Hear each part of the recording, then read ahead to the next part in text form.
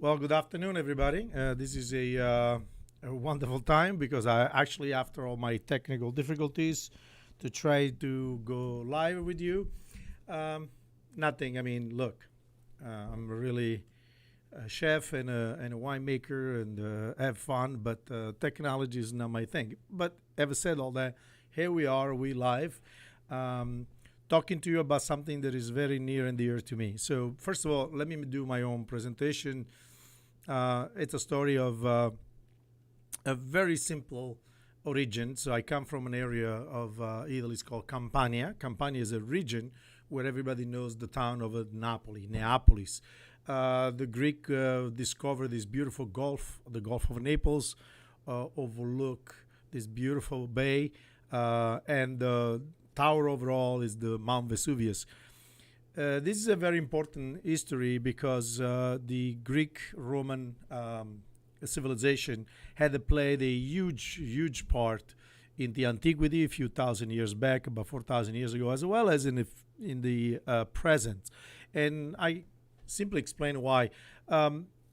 Campania was the center of the Greek philosophy, literature, the universities, and so all the wealth, because the town of Pompeii was one of the most advanced city in the antiquity in so many ways. Was a great commerce center, but also a cultural center. You know, in Naples, the Neapolitans or the Greek in Naples, they eventually created something, and today we take it for granted. The comedy, you know, when they arrived to Italy, they were tragic. If you ever watch one of the Greek scene, everybody dies, everybody dressed in black. It's just pathos. You know, they believe that don't matter how you slice it, in the end, either you die as hero or you just die. Period. Either way, you're gonna die. Well, we all know that. That's factual. But what we should know is that life is fun. Life is full of events. And what happened during life is sometimes comical. Even tragedy can be comical. You know, how many times we caught ourselves laughing when somebody kind of almost tremble and fall. But not so much because we want them to get hurt. It's just because it's awkward. It's kind of silly and fun. So Naples played an immense part in the whole Greek Roman culture, more so than people think, because the Greek discovered the viticulture already advanced in the peninsula of Italy. In fact, when they came through the Puglia region, which is the very first region they met on the way across from the Adriatic. And Puglia, they call the area Onotria, land of vines, which also I give the name to my place. Um, they saw vineyards growing everywhere, and they thought, oh my God, we in heaven. This is the most beautiful place on earth because we get plenty of wine, we're gonna get drunk and party all the time. And then they met the locals, the Italians, and things didn't quite work out the way they were hoping.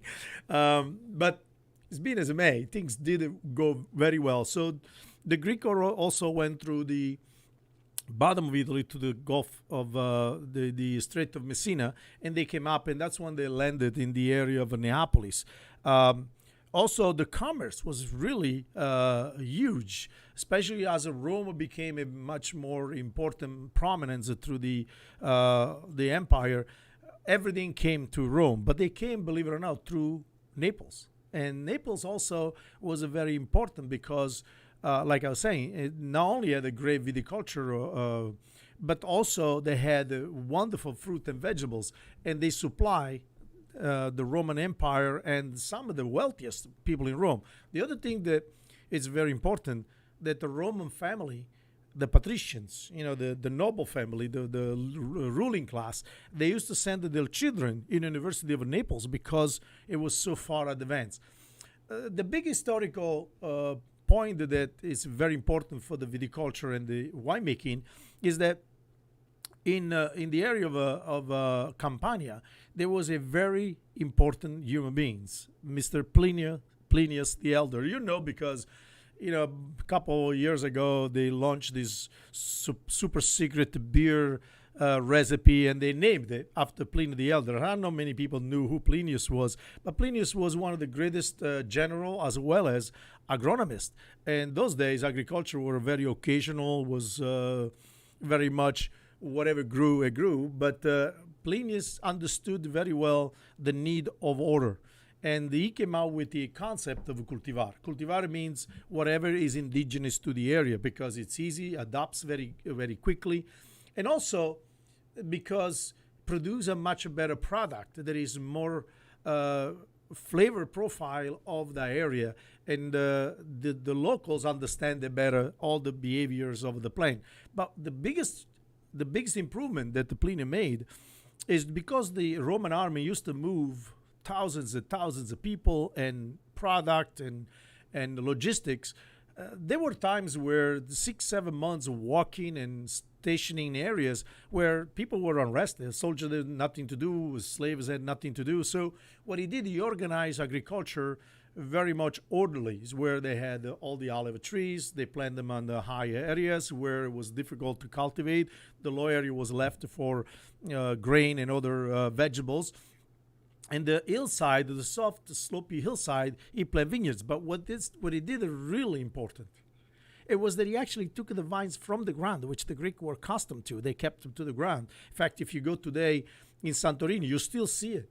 On the other side of Santorini, the southeast side of Santorini, you will see there are vineyards. They are like a basket on the ground. And mainly because it's very harsh on the islands, and the only water they can catch is early morning dew. So the funnel, the way it creates like a basket, they wrap the vines on top of each other, and they make like almost like a turban, like a funnel, invert funnel, so that the moist will capture through the branches and fall down. So the problem with that is that in a climate like a Mediterranean climate to the Italian, which has got a lot of different escalation in temperature, that is moist, the grapes on the ground most of them will get rotten or eaten by the animals. So Pliny thought, what about if we put them on a pole? And then he created the first rows. And today, if you look any vineyards in the world, they actually has the same exactly viticulture mindset that Pliny created, which is just about 2,500 or 3,000 years ago. So how do we know this? Because actually we saw the progressions in the viticulture. Also because the Campania area where I'm from the area of Caserta. So Caserta is south of Rome and north of Naples, a very special area. It's been the stage of wars and everything passes through the area, from the Adriatic to the Tyrrhenic Sea, from north to south. So a very beautiful area that the Roman used to call Campi Felix, the happy field. Because when you come in from the Rome and you cross the province borderline, you see this beautiful Mount Tauri, the mountain range on your left side, and the other range, soft range mountain on the right side, and this beautiful open field with the greens, all kinds of shade of color. And it looked like a big smile because the sun is right in front of you from the Bay of Naples. That is, we call money. That if you are a farmer, you want to see that. That is God kissing you in your forehead every morning when you get up. In fact, the name of my town, it's Alvignano, which in Latin translated to Albinium, where the sun rises every day. And actually, I was an early rise, so I was waiting for the sun every morning to bring me the news how to warm the body and the mind to the events that occur during the day. Of course, we also, the people of Cicerone, the large eloquence of the Senate, the first filibusters ever created in the Senate of Rome. The guy spoke for 3 days in a row. So obviously, I can talk if I needed to, because historically we got that in our background. But here's the other very important things. The Greeks used to bring it back to Greece and to their province, a wealthy province at the time, because it went from just Puglia, and then they conquered Neapolis and then Sicily. And at that point, it was called Magna Graecia, the big Greece, the more larger than Greece, and actually was wealthier than Greece themselves. In fact, you find in the area of Paestum, which is the south part of the Peninsula Sorrentina, where Amalfi Coast is, the largest temple site of Paestum was Poseidon's, just in honor of the Greek worshipping the gods of the sea.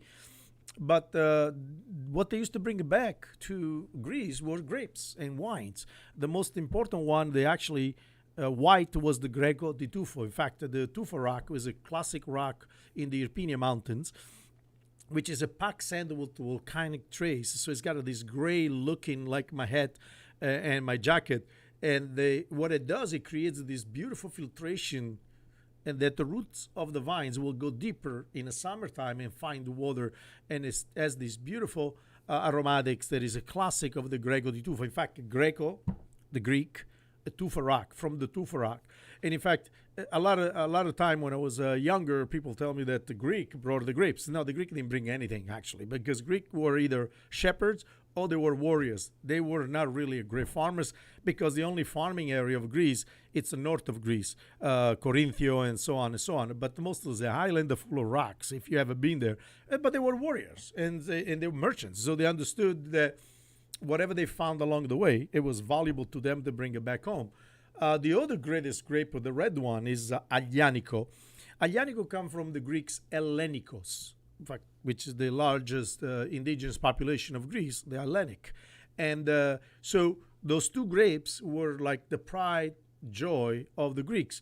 But the most important historical grape for the Roman Empire, which also in the region, exactly my area, Caserta, in the North Province, it was the Falerno. So Falerno, for many, many years, was believed that there was a grapes that, or a wine that was done out of Aglianico grapes. Actually, they do it today. They put a Piedirosso in Aglianico. But I believe from a discovery, later discovery, that the possible grapes that was into, or the blend that was into the Falerno grapes, a Falerno wine that the Romans so much loved. In fact, it was the most prized wine of Roman Empire, and we know that because in city of Pompeii, which is still intact after the volcanic eruption of 79, there was a wine bar owned by Cucamella, which is the guy who created the first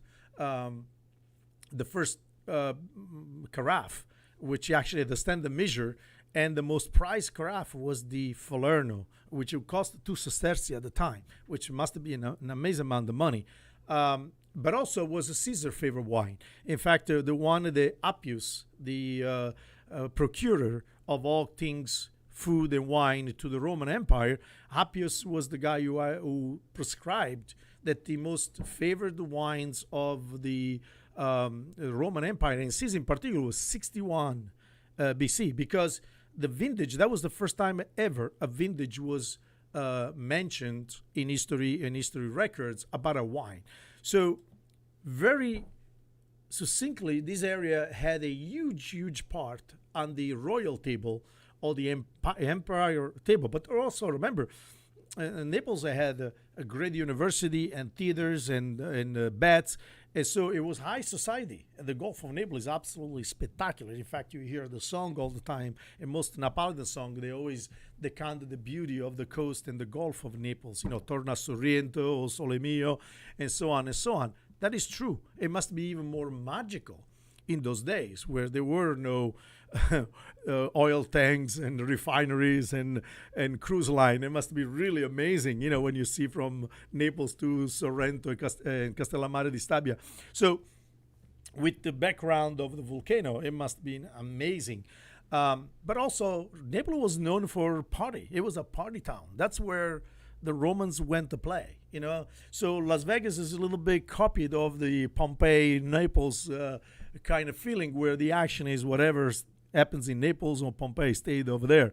Clearly, we have now a lot of historical trace and history that we can discover what they were really doing, because in the case of Pompeii, the volcano, very unusual, the explosion of Mount Vesuvio, unlike most of the other volcanoes that we have around Italy, mainly Mount Etna in Sicily, what erupts is of lava. Its lava is very devastating, like you see in Hawaii, very spectacular fires and just rolls down the mountain and destroys and burns everything. In a case of Mount Vesuvio, it was totally different. The cone collected millennia of debris. And so when it exploded, it went up in the sky, and for 7 days or more, there was no sunlight whatsoever. It was all ashes, debris. And when it came down, it suffocated the locals and just paralyzed it in time. And so that's what the beauty of Pompeii, that you go to Pompeii and the whole city was intact. They people find exactly the way they either passed away or died whether they were running, they were holding, whatever they were doing. And also, the whole city was discovered and uncovered, and you see at the events that city was, how much life was in the city. They had the red light district. If you look on the pavement, there are little penises that shows you the way over there. If you go to the fashion district, it looks like a regular mall today with the pedestrian passing across and the big deep for the wheels of the car so you don't go killed. Also, they had the street where all the fast food and the bakers and the bars. So because a lot of people from all over the empires came to Pompeii, and then, of course, to Naples to do business, because everything came through Naples and went to Rome. But also because in the area of Naples, we had the big guns. We gave it to Rome some big people like the Senator Pompey and the greatest one of the greatest of all, of course, was Plinius and Cicero, which come from our area. And see, the thing that made it really amazing in the explosion of Mount Vesuvio, they also, when the debris came down, it creates almost a 7-8 feet of cement wall of ashes. And so when the 1800 came around and all Europe was destroyed, all the vineyards were destroyed with the phylloxera, Mount Vesuvio area was not touched at all. In fact, we still have vines in Atripalda and around the Mount Vesuvio, Irpinia, where the rootstock are the original one. They are the indigenous one, and produces some spectacular wine. I mean, Fiano di Avellino, Grego di Tufo, Falanghina. We have the greatest of all, obviously. It's the Aglianico from both. The Aglianico from the Campania side, which is the Taurasi, from the mountain Tauri, the bulls, the mountain the bulls, because from far away it looks like two big bulls. And then, of course, the Aglianico from my area, which is more the Massiccio Centrale, it's called. It's a much more flamboyant. The Irpinia mountain, the Aglianico is a little more structure, big tannins, big acids, live a long time, which it requires a lot of food. It deserves a lot of food. But in the Massiccio Centrale, where I'm from, you are going to a much warmer, a little more soft, more supple type of Aglianico. Also, in our area, we actually blend them with Refosco, or we call the Rasparossa, Piedirosso or Rasparossa, depends on what you are.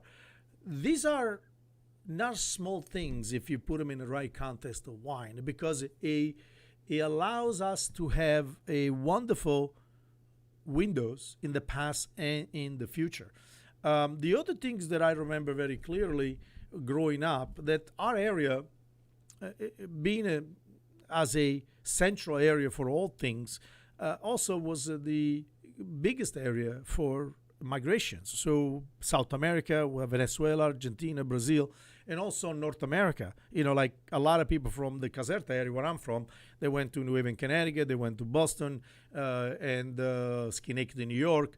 So the migration created a necessity for people to really support themselves with the farm. And so the farming in our area has always been natural. It's never been changed for millennia. So we have a lot of heirloom items, whether it be tomatoes, whether it be olives, whether it be pigs. And growing up, I always thought that the food was so uniquely delicious and particular. When I started traveling as a chef, I was lamenting how some of the food around, same zucchini, same everything, zucchini blossom, were kind of like, okay. They had this homogenized kind of flavor, because most of them, they are pretty much seed that they bring commercially and they plant everywhere. And at one point, I actually caught myself saying, maybe I'm being a little bit snobby and arrogant. And coming back home and ordering and bringing in some of the seeds from my town, when I had my restaurants, I planted a beautiful garden.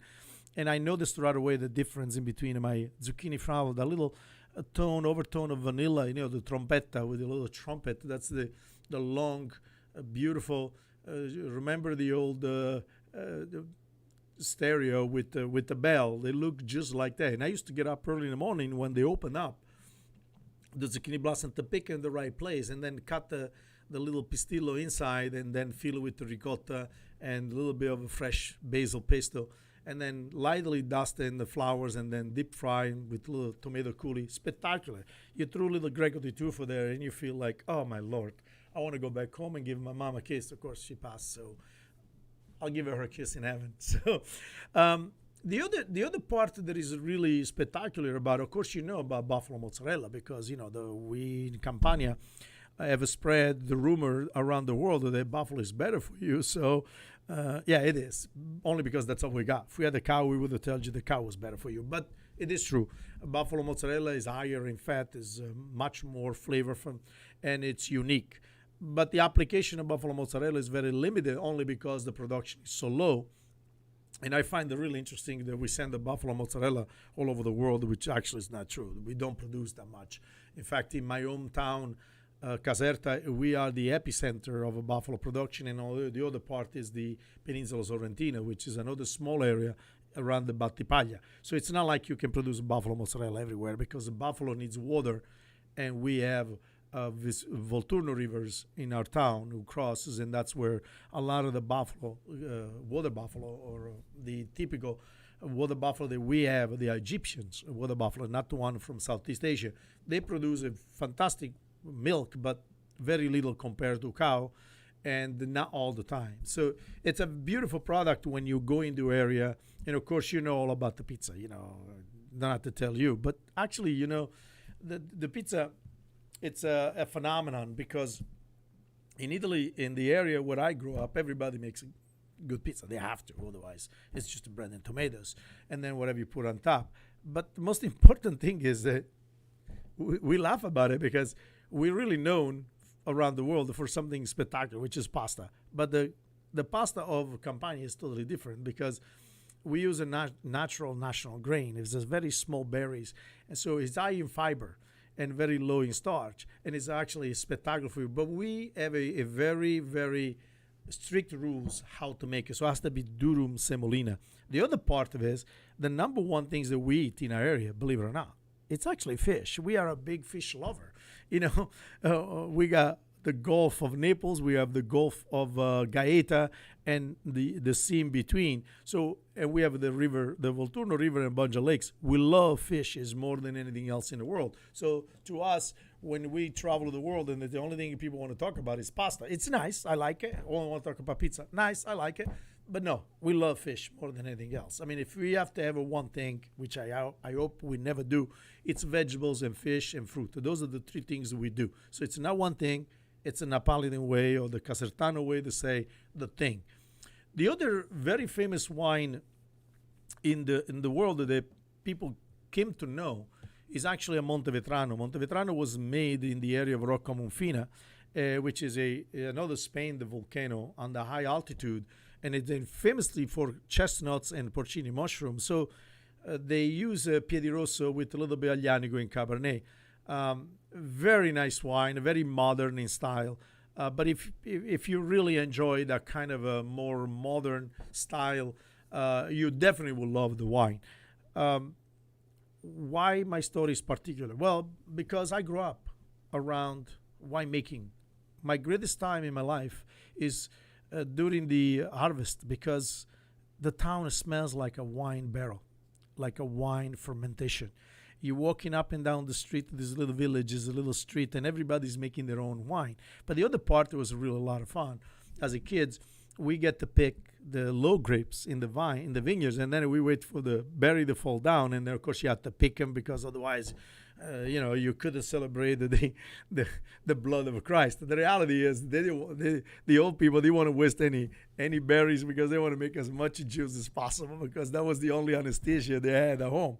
So when they came home, they have at least 2-3 gallons in between the family members. So anything that goes to waste is incredibly nonsense. So we, as a youngers, we used to run around and think we were harvesting and everything else, but it was fun. I tell you, one of the most unique secret about my grandfather was a genius. Grandfather Massimo, he was a genius. He used to leave the little small bunches in the vineyards for later on in the season, so that you're thinking you were a grape thief. You know, you're walking in and you find it and it gets nice and ripe and like overripe. And we used to, as a kids, like, hey, let's go check if there's anything left. So wine, wine growing and harvesting, it was more than just the mechanics of great grapes, great residual sugars, and all that. It was a celebration of family and friends. It's the town coming together because, we couldn't pay people. So everybody help each other. And so we used to go harvest for Joe and then Francesco, and then Francesco and Joe went to help us. And that was it. And so the other part that was a real lot of fun, it was that during the harvest, the ladies used to make lunches for everybody. So we used to park underneath a big trees, and whether it would be a fig trees or something, and we put a big tablecloth on the ground, and the old guys are talking nonsense, and we get to hear all the baloney and all the stories and who's who and who's what. It was like basically TMC before TMC was even alive, but it was about life. It was about learning how to interface with each other, how to communicate, and how to tell stories that were compelling. It was fun. I bring with me around the world, and when I communicate and I try to tell you a story, I bring a little bit of the sassiness of the little village, where a story is always got a little more pepper to it than it needs, but it's always more delicious that way than it just if you tell it as it is, and the imagination runs wild because you're in a small village and you know everybody, you know everybody's business, but you get to understand a lot about humanity. And wine is when you actually swirl glass, there's a story in the glass. It really is. And if you can see the story in the glass, the glass wine has a lot of more importance, has a lot of more input into what you're going to taste, how you're going to feel about it. Sometimes there's such a mechanics in everything, and especially in the days where we're talking about AIs and how obsolete humans going to be. I think it's baloney. Honestly, humans will never be obsolete. As long as the earth spins, humans are the center of it all, because we tell the story. The AI can't tell the story. They can't input the emotions and the feelings of being there, seeing a smile. I remember one of the things as a young kids used to watching the older guys to how to look at girls and kind of make the eye contact, and they thought they were the big Don Giovanni. And it was no makeup, it was no perfume, it was farming. But there was this kind, gentle, mischievous behavior and attitude that is so beautiful. It's so human, and sometimes we forget. We forget everything has to be by the numbers. Who's the best wine of the year? What's the score? Who tasted it? What was the note? Was that really licorice? Was that really pepper? I don't know. Your palate may be pepper. The other guy may be pepper licorice. The other one may be spearmint. The reality is, what's the connection here? When you pull a glass of wine, what's the story? What are you trying to accomplish? So we talk about Grego di Tufo. It's a beautiful white wine. It's world class. In some cases, it's probably one of the top wine in the world. But what difference it makes? It's about how you relate. And if you can visualize yourself right now, this is today's July 17th. You're sitting, you stay home, and can I just show you a little bit of the Amalfi Coast? This beautiful, deep, beautiful emerald sea. You smell the orange blossoms, and you hear people singing up on the coast, and you get down to the Positano, and you walk it down the little street, and somebody pours you a glass of Frizzantino from a little sparkling, made out of Asprino grapes. Nothing. It's not grapes that will ever show up in your great 100 best wine of the year. But at the moment, with the sun, with the sea, it's just magical. And that is what you and I have to share when we talk about wine. What's magical? What's fun? What is great? So the story is a big story, and it's going to take many times to tell you. But we just begun, and I hope you take a voyage with me, and we'll walk down the street of some of the most spectacular vineyards of Italy, but more importantly, some of the most amazing wine that not only Italy but the world has got to offer. But we'll take one step at a time. We have life to live and people to see, a place to enjoy, and this is just the first step. So smile.